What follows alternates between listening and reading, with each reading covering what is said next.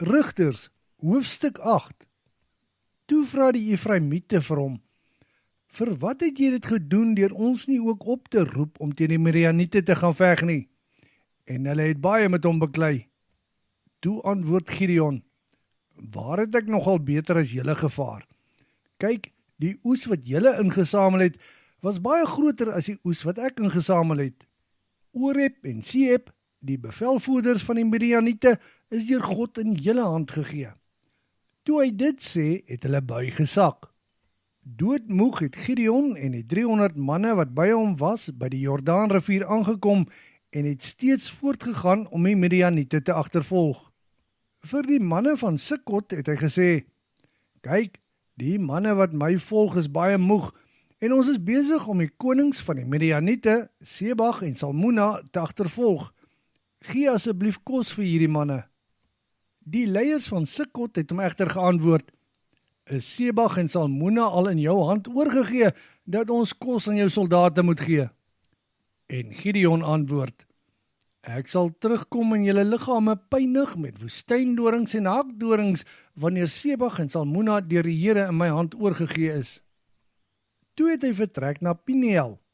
Daar het hy dieselfde vir hulle gevra, en hulle het hom ook dieselfde antwoord gegee as die leiers van Sukkot. Toe sê hy vir die leiers van Peniel, ek gaan hierdie toring tot op die grond toe afbreek wanneer ek terugkom. Sebag en Salmuna, met ongeveer 15.000 manskappe saam met hulle, het na Karkor gevlug.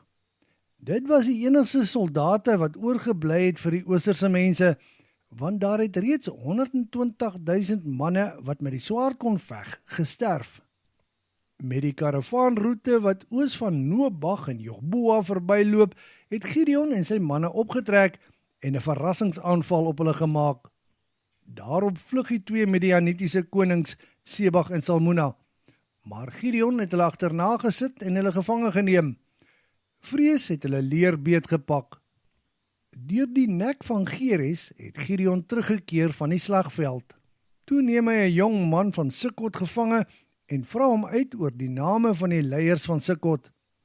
Hy het al 70 leiers en oudstes van Sukkot se name neergeskryf. Toe hy by die leiers van Sukkot aankom, het Gideon vir hulle gesê, julle het my mos geterg met die woorde, is Sebag en Salmuna al in jou hand oorgegee, dat ons kos aan jou soldate moet gee? Wel, hier is Sebag en Salmuna. Hy het toe woestyndorings en hakdorings geneem, die leiers van Sukkot gevat en hulle 'n goeie les daarmee gegee. Die inwoners van Peniel het hy om die lewe gebring en die toring het hy tot op die grond toe afgebreek. Toe vra hy vir Sebag en Salmuna, daardie manne wat julle by Tabor doodgemaak het, van waar was hulle? En hulle antwoord, hulle het soos u gelyk, van koninklike afkoms. En hy sê, hulle was seuns van my ma, my eie broers. So seker as wat die Here leef, as julle hulle lewens gespaar het, sou ek ook julle lewens gespaar het. Vir Jeter, sy oudste, het hy toe gesê, staan op en kom hier, en maak hierdie mense dood. Maar sy seun was nog jonk en bang, en het geweier om sy swaard te trek.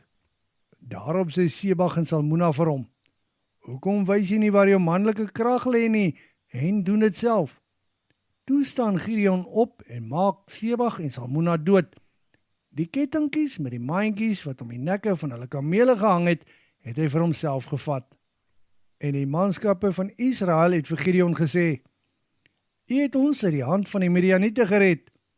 Hoekom regeer u, die seun en die kleinseun nie oor ons nie? Hy het hulle egter geantwoord, slegs die Here sal oor julle regeer. Nog ek, nog my seun of my kleinseun sal oor julle regeer. Verder het hy gesê, tog wil ek van julle iets vra. Elke man moet vir my 'n ring uit sy buit gee. Hulle het almal goue ringe gedra, omdat hulle Ismaeliete was. En die manne antwoord, met graagte. Die manne het toe 'n kombers op die grond oopgegooi, waarop elke man, sonder uitsondering, 'n ring uit sy buit neergegooi het. Die totale gewig van al die ringe was 1700 sikkel, of ongeveer 19,4 kilogram goud. Dit was sonder die kettingkies met die maantjies wat om die nekke van die kamele gehang het, die oorbelle of die purperkledingstukke wat die konings van die Midianiete gedra het. Daarvan het Gideon 'n skouerkleed gemaak wat hy in Ofra, sy stad, opgehang het. Daardie skouerkleed het gelei tot afgodediens deur die Israeliete en 'n struik geword vir Gideon se huishouding. Op die manier is die Midianiete onderwerp aan Israel en kon nie weer kop lig nie. Vir 40 jaar lank, al die dae wat Gideon nog geleef het, was daar rus in Israel.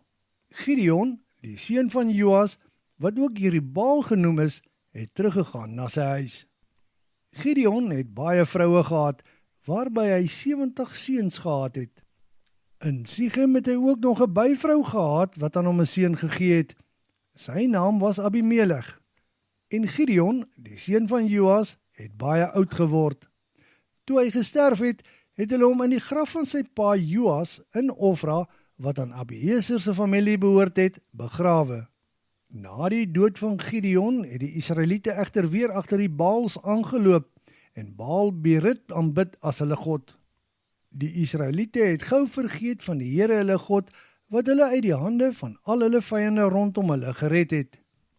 Hulle was ook nie lojaal aan die huishouding van Gideon, wat ook Jerubbaal genoem is nie, al het hy soveel goeie dinge vir Israel gedoen.